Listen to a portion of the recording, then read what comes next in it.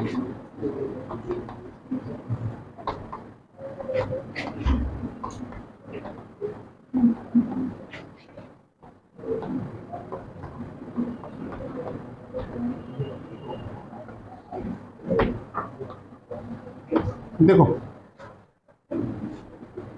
Temperature बढ़ाने से resistance बढ़ता है, घट भी सकता है कुछ सब्सटेंसेस में, मतलब चेंज होता है। 10 ओम का रेजिस्टर है, 10 डिग्री टेम्परेचर बढ़ाया 11 हो गया। रेजिस्टेंस पहले कितना था? कितना हो गया? अगर 100 का होता तो क्या 110 हो जाता? 1000 का होता तो क्या 1100 हो जाता? बात समझ में आ रही है? छोटा रेजिस्टेंस अगर लेते, रेजिस्टेंस की वैल्यू कम होती तो चेंज भी कम होता, ज्यादा वैल्यू का रेजिस्टेंस लेंगे तो होने वाला चेंज भी। तो इस बात से हम ये अंदाजा लगा सकते हैं कि रेजिस्टेंस में जो चेंज होगा वो रेजिस्टेंस पे डिपेंड करेगा। ज्यादा रेजिस्टेंस लोगे तो चेंज भी ज्यादा होगा, कम रेजिस्टेंस लोगे तो चेंज भी कम होगा। समझ रहे बात को? 10 डिग्री पे 1 का चेंज आया तो 100 डिग्री पे 10 का चेंज आएगा क्या? कह सकते हैं लगभग समझने के लिए। 1000 डिग्री पे और ज्यादा चेंज आएगा, 10,000 डिग्री सेल्सियस के चेंज पे और ज्यादा चेंज आएगा। तो जैसे जैसे हम टेम्परेचर बढ़ाएंगे वैसे वैसे होने वाला चेंज भी ज्यादा होगा। ये 2 पॉइंट समझ में आए? कंबाइन करके लिख सकते हैं R delta T. Proportionality sign हटाएं तो कांस्टेंट आ जाएगा। इसी के गीत गा रहे हैं जब से, टेम्परेचर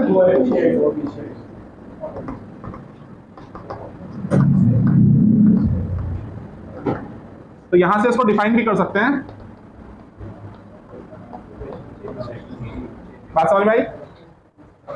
ये मैंने रेजिस्टेंस की टर्म्स में स्टडी किया तो हम कह रहे हैं टेम्परेचर कोएफिशिएंट ऑफ रेजिस्टेंस। अगर मैं रेजिस्टिविटी लेता तो टेम्परेचर कोएफिशिएंट ऑफ रेजिस्टिविटी भी कह सकते हैं। और बेसिकली रेजिस्टेंस बदला क्यों? रेजिस्टेंस किस किस पे डिपेंड करता है? लेंथ पे, एरिया पे, रेजिस्टिविटी पे। लेंथ तो हमने बदली नहीं, एरिया तो हमने बदला नहीं, तो फिर ऐसा क्या बदल गया जो रेजिस्टेंस बदल गया? भाई R is equal to rho l by A होता है। ये नहीं बदला, ये नहीं बदला, तो इसी को बदला होगा तो ये बदला। बात समझ में आई? तो हम कह सकते हैं कि टेम्परेचर बदलने से रेजिस्टिविटी बदल जाती है, जिसकी वजह से रेजिस्टेंस बदल जाता है। तो इसी एक्सप्रेशन को हम ऐसे भी पढ़ सकते हैं कि रेजिस्टिविटी में होने वाला चेंज ओरिजिनल रेजिस्टिविटी पे डिपेंड करता है और रेजिस्टिविटी में होने वाला चेंज चेंज इन टेम्परेचर पे भी डिपेंड करता है। कंबाइन करके लिखें तो रेजिस्टिविटी में होने वाला चेंज डिपेंड करता है रेजिस्टिविटी इनटू डेल्टा टी पे। और यहां प्रोपोर्शनलिटी साइन हटाओगे तो कांस्टेंट आएगा क्या? अल्फा। क्योंकि ये रेजिस्टिविटी के लिए आया है इसलिए यहां इसको कहेंगे टेम्परेचर। हाँ जी, किसी भी नाम से पूछा जा सकता है, डेल्टा रो बाय। बात समझ में आई? इतनी बात क्लियर है? कोई दिक्कत, समस्या, परेशानी? ठीक। इसी एक्सप्रेशन को मॉडिफाई करके मैं यूं लिख सकता हूं, डेल्टा आर को लिख दूं मैं R2 माइनस R1 और इसको लिख दूं R1, तो R2 हो गया R1 plus R1 alpha delta T.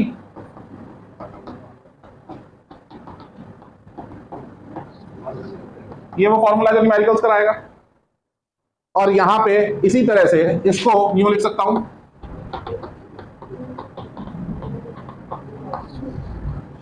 बात समझ में आ रही है नहीं आ रही है? आराम से देख लो, रिवाइज कर लो, कोई डाउट है तो पूछ लो, फिर आगे चलते हैं। आया समझ? पूछूंगा तो बता देगा? पक्की बात?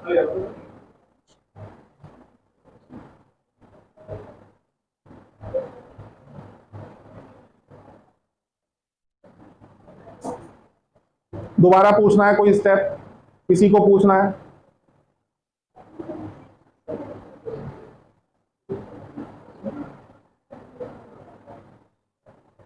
एंजल बेटा पूछना है? नहीं पूछना? रब कर दे फिर इसको, पक्की बात?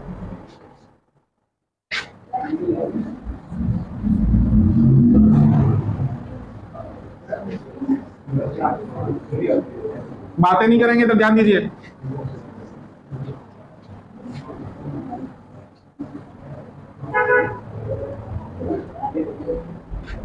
ये जो अल्फा हमने पढ़ा, क्या डेफिनेशन बनी? Delta R by R delta D, इसका फॉर्मूला बना, इससे डेफिनेशन निकाल सकते हैं। समझने के लिए मैं इसको लिख सकता हूं delta R by R delta T, और इसमें ही जो न्यूमरेटर वाला पार्ट है इसको हम कहते हैं फ्रैक्शनल।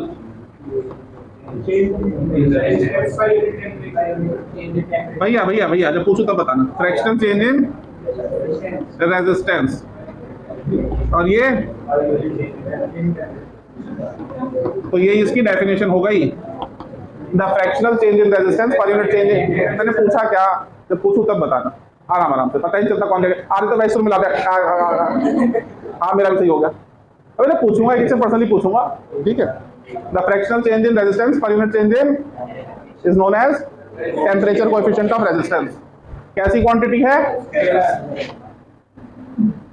यूनिट क्या होगी भाई, ये तो खत्म, ये भी ओम में आएगा, ये भी ओम में आएगा, ओम से ओम खत्म हो जाएगा, बचेगा सिर्फ टेम्परेचर। तो डिग्री सेल्सियस इनवर्स या फिर dimensional formula m0 L0 T0 theta -1, या थीटा को k भी लिख सकते हैं केल्विन की वजह से, m0 L0 T0 k -1। अच्छा, और इसके बारे में खास बात है, डिपेंड किस किस पे करता है, एक तो मटेरियल पे डिपेंड करेगा, हर एक के लिए अलग वैल्यू होती है इसकी, ठीक है, मटेरियल ऑफ सब्सटेंस। और दूसरा depends on range of temperature, ठीक है। ग्राफिकल प्लॉट बनाएगा इसका, तो इधर अल्फा इधर टेम्परेचर, तो इनवर्सली प्रोपोर्शनल रेक्टेंगुलर हाइपरबोला बनेगा। ये कुछ टेम्परेचर मान लेते हैं T, तो ये T प्लस डेल्टा T। बात समझ में आई। और मजे की बात, अल्फा जो है ना, अल्फा ये पॉजिटिव भी हो सकता है और नेगेटिव भी हो सकता है। पॉजिटिव है तो टेम्परेचर बढ़ाने से रेजिस्टेंस बढ़ेगा, और नेगेटिव है तो टेम्परेचर बढ़ाने से रेजिस्टेंस, ऐसा होगा मेटल्स के साथ और एलॉयज के साथ, ऐसा होगा सेमीकंडक्टर के साथ, जैसे सिलिकॉन जर्मेनियम, ठीक है। और कंपाउंड सेमीकंडक्टर भी होते हैं, है ना, gallium arsenide, gallium phosphide, silicon phosphide. और इसमें इंसुलेटर्स के साथ ऐसा होगा। इतनी बात समझ में आई? बोलो मेरे भाई, राइम हो गया तो समझ आया? देख लो, आराम से आंखें सेक लो, बड़े बुजुर्ग छोटे बच्चे जिसको, हाँ आराम से देखो, समझो, कीप क्वाइट।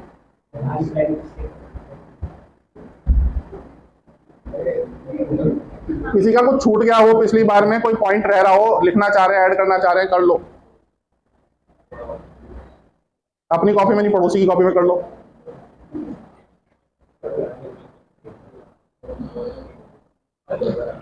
गर्मी ज्यादा पड़ती है तो 2 बार नहाना चाहिए, एक बार सुबह नहा लिया करो, एक बार मैं यहाँ नहला देता हूँ।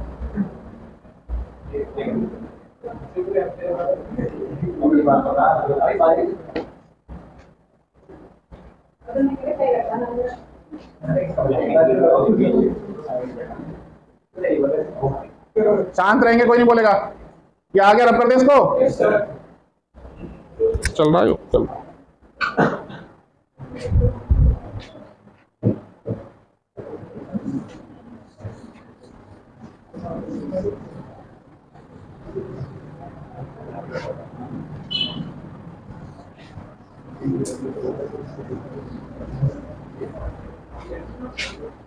देखिए, ग्राफ के क्वेश्चन बहुत पूछे जा रहे हैं, बता देता हूं।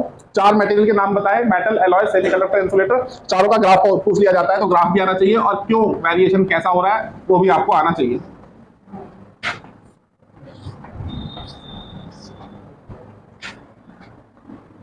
मेटल्स या resistivity versus temperature, resistivity versus temperature, resistivity temperature.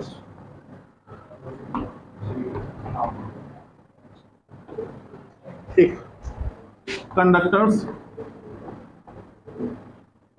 Alloys, semiconductor, insulators. Graph is very important. Conductors में क्या होता है, ऐसा, एलॉयज में ऐसा, सेमीकंडक्टर में ऐसा, और इसमें ऐसा, ठीक है। इसमें टेम्परेचर के साथ रेजिस्टिविटी बढ़ रही है, इसलिए रेजिस्टेंस बढ़ जाता है। इन दोनों में टेम्परेचर के साथ कम हो रहा है, इसलिए कम हो जाता है। इसका अल्फा थोड़ा ज्यादा होता है तो ज्यादा कम होता है, और इसका अल्फा कम होता है तो उसमें कम कम होता है। बात समझ में आई? अच्छा, सबसे ज्यादा क्वेश्चन इस पे पूछे गए हैं तो पहली बात तो चारों याद रखना, भूलने की कोशिश मत करना, और अगर भूलने की इच्छा भी करे तो गलती से भी भूलने का ख्याल इसके बारे में मत लाना। सेमीकंडक्टर कह के भी पूछेंगे और अलग अलग भी पूछेंगे। सिलिकॉन के लिए बताओ कैसा होगा, कॉपर के लिए कैसा होगा। भैया बहुत बार 10 बार आया, पागल हूं, वही तो कह रहा हूं मैं, समझो बातों को। पहले बात तो भूलना मत, और भूलो तो इसको बिल्कुल मत भूलना, यानी कि इन सब में सबसे इंपॉर्टेंट है। फिर एक्सप्लेन करने के लिए भी आ जाता है कि एक्सप्लेन करो जी कैसे वेरिएशन हो रहा है, तो बता चुका हूं, फिर बता देता हूं। इनके लिए यहां लिख लेते हैं, रो इज इक्वल टू, इन दोनों की बात कर रहा हूं मैं, rho is equal to m upon, ठीक है। अच्छा, मिटा दूं क्या ग्राफ, या उधर समझा देते हैं, एक एक करके समझा देते हैं।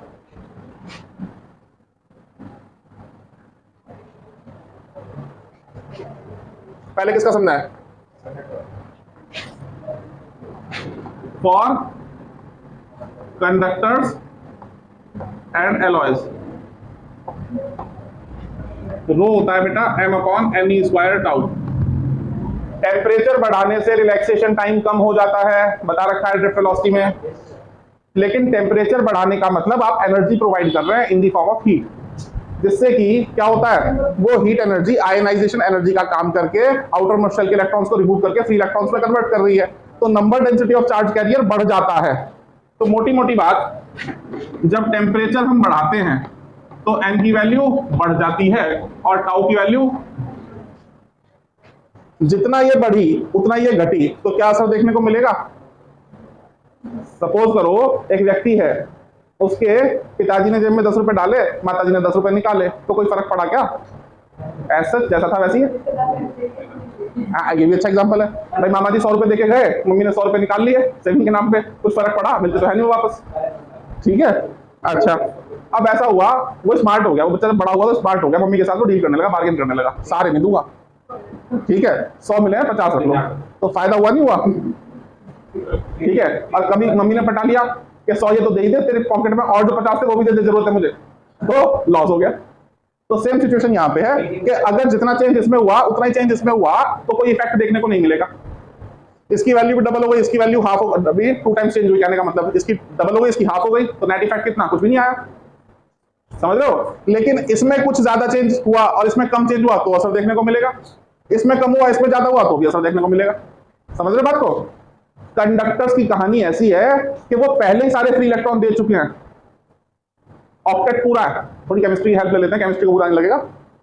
अब सोडियम है फॉर एग्जांपल, ठीक है, तो एक इलेक्ट्रॉन देके फ्री इलेक्ट्रॉन कितना है, एक एटम से निकला हुआ, एक कॉन्फ़िगरेशन 281, 8 सेकंड जो आपकी पेनल्टीमेट शेल है उसके अंदर 8 प्रेजेंट है, ऑक्टेट कंप्लीट है, तो उसमें से वो इलेक्ट्रॉन देगा क्या, और फिर इलेक्ट्रॉन आएंगे क्या, बहुत कम चांसेस है, समझ रहे हो बात को, बहुत कम चांसेस हैं।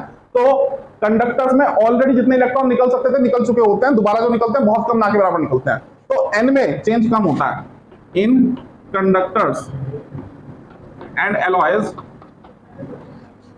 टाउ में होने वाला चेंज ज्यादा है और एन में होने वाला चेंज कम है। रिलैक्सेशन टाइम में होने वाला चेंज ज्यादा है और नंबर डेंसिटी में होने वाला चेंज, तो इसका इफेक्ट डोमिनेट करेगा, और जब इसका इफेक्ट डोमिनेट करेगा तो ये तो होता है कम, तो ये हो जाएगा ज्यादा, तो रेजिस्टिविटी बढ़ जाएगी। बात समझ में आई। ये मैंने कम शब्दों में मैथमेटिकली आपको एक्सप्लेन कर दिया। आपको लिखना हो तो ऐसे मत लिखना, आप डिटेल में लैंग्वेज लिखेंगे यही सारी बातें, लेकिन लैंग्वेज में कन्वर्ट तो कर सकते हो। According to the expression of resistivity we know resistivity is equal to m over n square tau, and we know that on increasing temperature number density of charge carriers increases while the relaxation time decreases. In case of conductors and alloys, the change in relaxation time, delta tau बोले तो delta मतलब change, tau बोले तो relaxation time, change in relaxation time dominates over change in number density of charge carriers. That is why the effect of change in relaxation time is observed. So resistivity increases. मेरे ख्याल से दूसरा लिखने की जरूरत तो नहीं है, इसी में आ गया होगा। इन दोनों भाइयों में क्या होता है, ये साइन पलट जाएगा बस। चेंज किस में ज्यादा होगा, नंबर डेंसिटी में, नंबर डेंसिटी का इफेक्ट डोमिनेट करेगा, जिसकी वजह से, समझ आ गया, क्लियर है, कोई डाउट।